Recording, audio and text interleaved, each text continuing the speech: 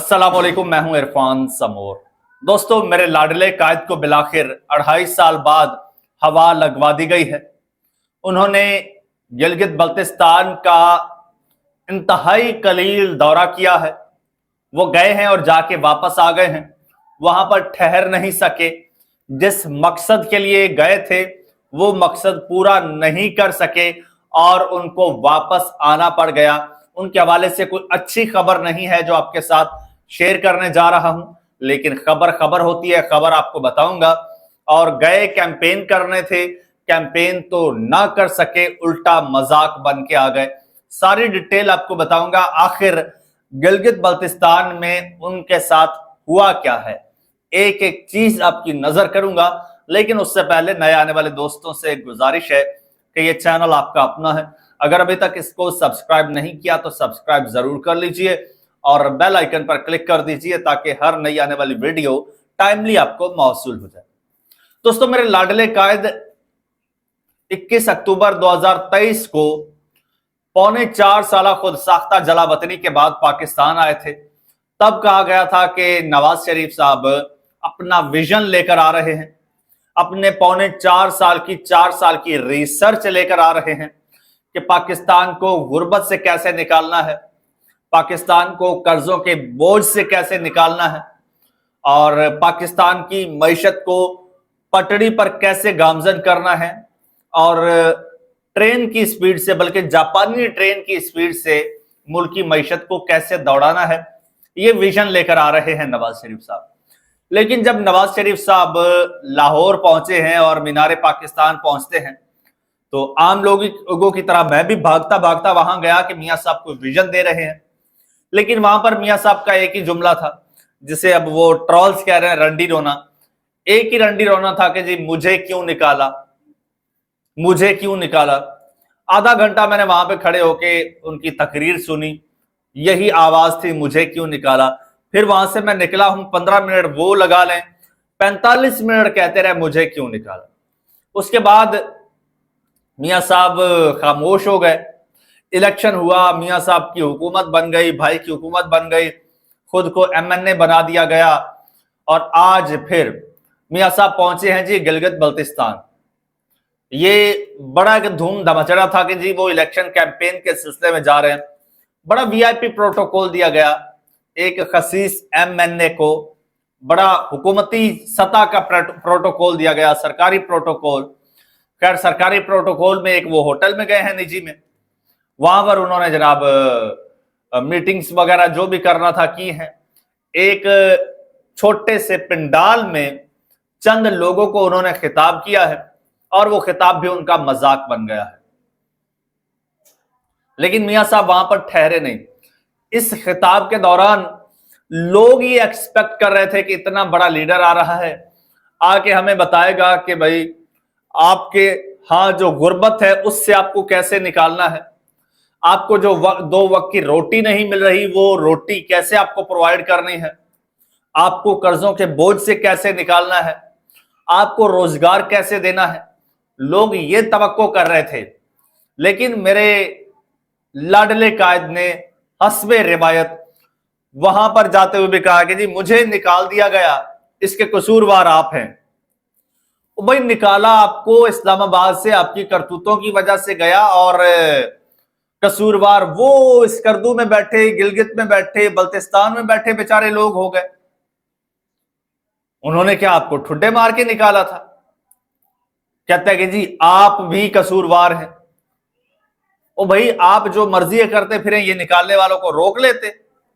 आपने ये तो उनसे कह दिया। अब लोग ये सवाल उठा रहे हैं, आपने गिलगित के लोगों पर इल्जाम तो धर दिया कि भाई आप इसके कसूरवार हैं, लेकिन लोग ये कह रहे हैं कि जो आपके कसूरवार हैं, जिन्होंने आपको निकाला, उनकी तो आप गोद में बैठे हुए हैं, उनकी गोद में बैठ के आप हुकूमत कर रहे हैं।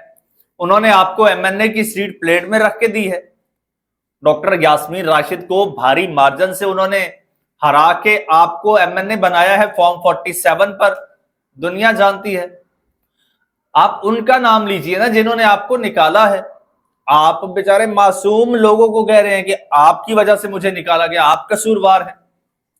खैर मियां साहब ने कोई विजन नहीं दिया, कोई देने को कुछ था नहीं, झूठे लारे, कहा कि जी मैंने एयरपोर्ट देखा है मुझे दुख हुआ है, मैंने रोड देखा है दुख हुआ है, मियां नवाज शरीफ मोटरवे बनाएगा, बिजली बनाएगा, ये करेगा वो करेगा।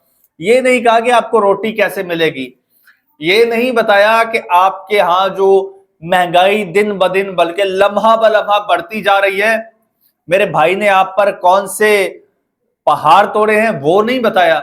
ये नहीं कहा कि मौजूदा हुकूमत का एहतसाब करूंगा, सबसे ज्यादा महंगाई तो इस मौजूदा हुकूमत ने की है। ये नहीं बताया कि इस्लामाबाद में बैठ के मेरा भाई क्या कर रहा है, ये नहीं बताया, बताएगा भी नहीं। फिर शिकवा कर रहे हैं कि जी आप लोगों ने मुझे भुला दिया। अच्छा, मियां साहब ने जलसा क्यों नहीं किया, यह भी मैं आपको बता देता हूं। यहां पर मियां साहब माइंड जलसे का बनाकर गए थे, बिल्कुल उसी तरह से जिस तरह 21 अक्टूबर 2023 को मियां साहब वजीर आजम बनने का माइंड बनाकर पाकिस्तान आए थे। लेकिन जब यहां पर माहौल देखा, हालात देखे, तो मियां साहब ने इरादा बदल लिया। बिल्कुल उसी तरह से मियां साहब माइंड बनाकर गए थे कि जलसा करना है, लेकिन जब जाके देखा तो उथे तो बंदा ही कोई नहीं, उथे तो बंदा ही कोई नहीं। वहां पर तो सारी की सारी हिमायत पीटीआई की है, तो मैं खिताब किससे करूंगा। लिहाजा मियां साहब ने खिताब का इरादा तब्दील कर लिया और एक खबर छोड़ी गई कि मियां साहब की तबीयत नासाज है, मियां साहब नहीं जा सकते वहां पर। एक और आपको बात बता दूं, मरियम नवाज साहिबा जाना चाहती थी वहां पर, अजीमुशान जलसा करना चाहती थी। कुछ लोगों से फरमाइश भी की गई कि मोहतरमा के लिए अजीमुशान जलसे का एहतमाम किया जाए। आगे से कहा गया कि जी ठीक है, कुर्सियां भी लगा देंगे, बड़ा सारा स्टेज भी बना देंगे, साउंड सिस्टम भी लगा देंगे, आपके तराने भी चला देंगे, लेकिन बंदे असी नहीं ले आ सकते। वो किसी ने कहा था ना कि जी बंदे नहीं आंदे, तो आगे से कहा गया कि जी आपकी हर फरमाइश पूरी हो जाएगी, लेकिन बंदे हम नहीं ला सकते। फिर ये कहा गया कि जी देखें मोहतरमा ने अब गले की सर्जरी करवाई है, लिहाजा वो तो लंबी चौड़ी इतनी बुलंदो बांग तकरीर नहीं कर सकती, लिहाजा वो नहीं जाती, चलो मियां साहब को भेज देते हैं। और मियां साहब गए हैं और मियां साहब जाके होके आ गए हैं, लेकिन मियां साहब भी वहां पर खिताब नहीं कर पाए। क्यों नहीं कर पाए? क्योंकि वहां पर बंदा ही कोई नहीं था। अच्छा, इम्तियाजी सुलूक के बावजूद एक तरफ पाकिस्तान तहरीक इंसाफ है, खबर आती है कि पाकिस्तान तहरीक इंसाफ खैबर पख्तूनख्वा के सदर को सूबा बदर कर दिया गया। खबर आती है कि पीटीआई के सेक्रेटरी जनरल राजा परवेज अशरफ को गिरफ्तार करके वहां से निकाल दिया गया। नईम हैदर पंजोथा होते हैं और शौकत बसरा होता है, उनको निकाल दिया जाता है, वहां से सूबा बदर कर दिया जाता है। इन साहिबान को प्रोटोकॉल दिया जाता है। मियां साहब से पहले दामाद साहब गए हैं, उससे पहले अमीर मकाम का बेटा गया है।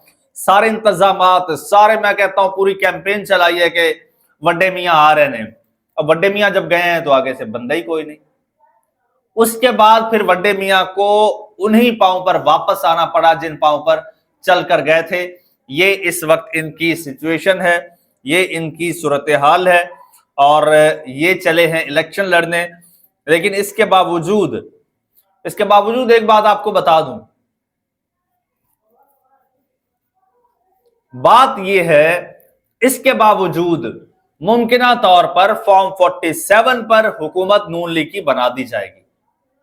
अभी से बता रहा हूं, नून लीग की हुकूमत बनाने का पूरा बंदोबस्त हो चुका है, नजर आ रहा है, नविश्ता दीवार है। वोट के जरिए नहीं, उसी तरीके से जिस तरीके से 8 फरवरी 2024 में विफाक और पंजाब में इनकी हुकूमत बनाई गई थी, बिल्कुल उसी फॉर्मूले के तहत। मजीद जो डेवलपमेंट होगी आपके साथ शेयर करूंगा। फिलहाल मुझे इजाजत दीजिए, अल्लाह हाफिज।